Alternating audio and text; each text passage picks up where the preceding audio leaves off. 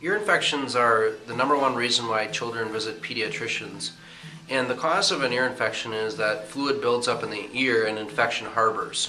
In the ear there's something called the eustachian tube, which drains fluid out of the ear. And around the tube is a little muscle that controls the diameter of the tube. So what can happen is there can be irritated nerves in the baby or child's neck area that can actually cause that muscle to spasm and close down the eustachian tube, not allowing the fluid to drain out, and then infection harbors. So medically, typically the approach is antibiotics to kill off the bacteria.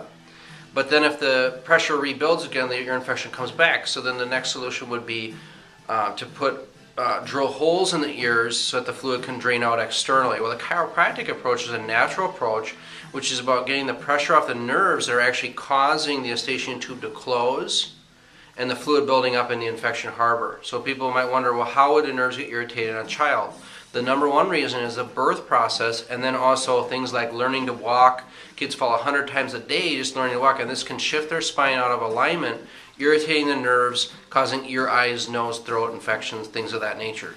So if you have a child who has ear infection or recurring ear infections, or you want to be preventative, have them come for a spinal screening examination to determine how healthy they are.